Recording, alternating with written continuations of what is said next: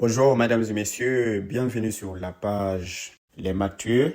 Nous allons parler aujourd'hui en ce qui concerne la représentation des fonctions affines dans un repère OIJ. Il y a différents cas qui se présentent, notamment en ce qui concerne le signe du coefficient directeur A. Il y a trois cas notamment, comme noté sur la feuille.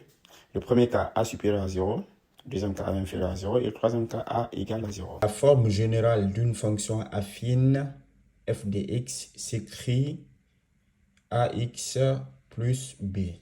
Ax plus b est la forme générale d'une fonction affine. Il y a différents cas. On peut être amené dans des conditions où le a égale à 0 ou dans d'autres cas b égale à 0. Ce que vous devez retenir, la croissance d'une fonction affine dépend de son coefficient directeur qui est noté A. Si A, la lettre A est positive, est supérieure à 0, la courbe ou la droite de notre fonction affine f de x est croissante. Donc cela veut dire on peut noter ici, si A égale à 0, la fonction f est croissante. D'accord? Maintenant, deuxième cas, si A est inférieur à 0, le coefficient directeur A est inférieur à 0, notre droite f est comment? Est décroissante.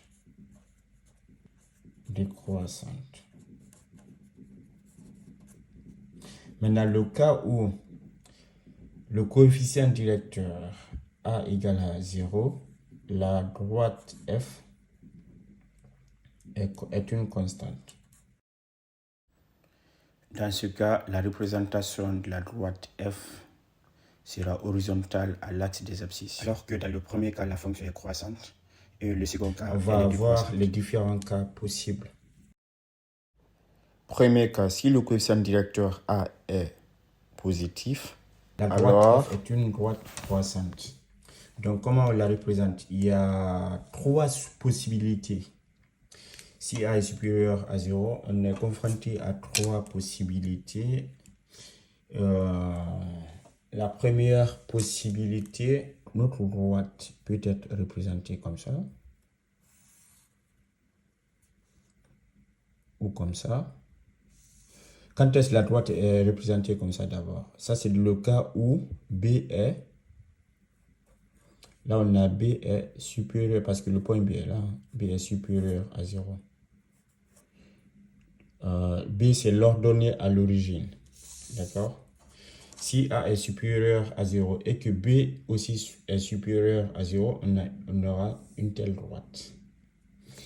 Maintenant, si A est supérieur à 0 et que B soit inférieur à 0, si B est inférieur à 0, on aura une droite comme ça. Elle sera toujours croissante, mais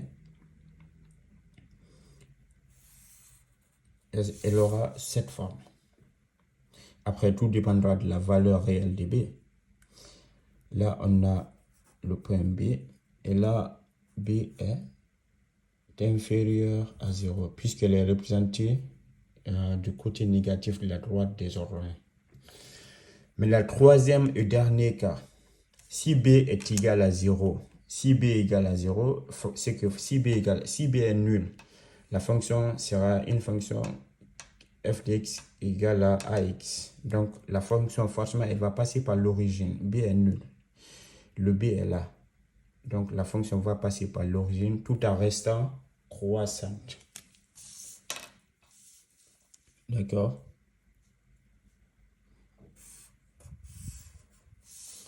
Là, dans ce cas, B égale à 0. Là, on a ces trois cas possibles d'une représentation des fonctions affines, le cas où A est supérieur à 0. On récapitule. La représentation d'une fonction affine a différents cas. Le premier cas, on a dit A est supérieur à 0.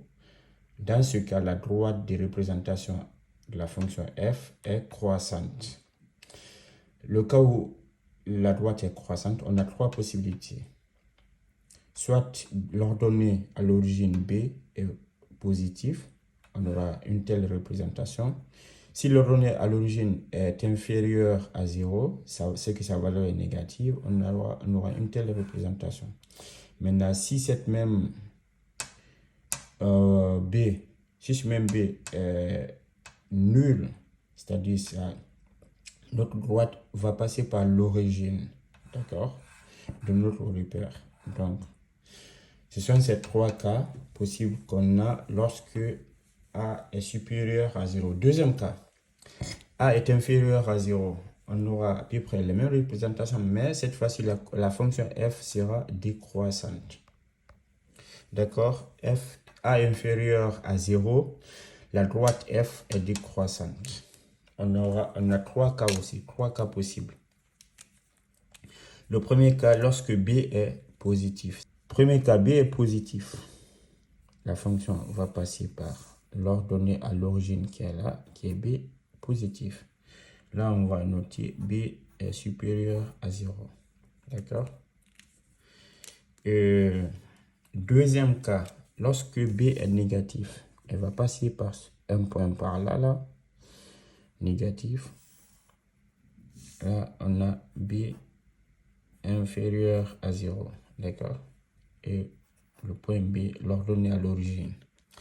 Troisième possibilité, c'est lorsque B est nul. Si B est nul, c'est la même chose qu'ici, seulement qu'elle sera décroissante.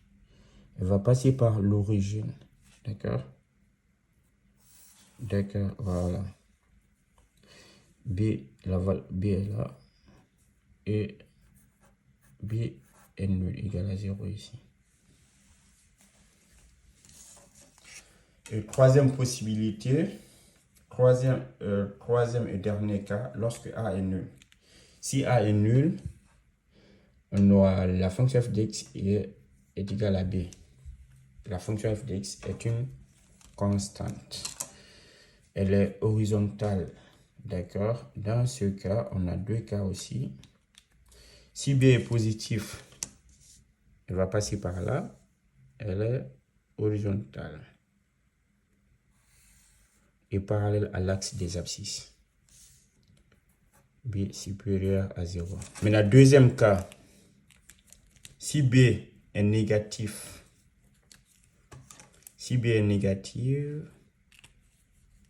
B on a dit c'est l'ordonnée à l'origine, B est négatif, la droite f, elle va passer par le point B qui est négatif. On va faire comme ça.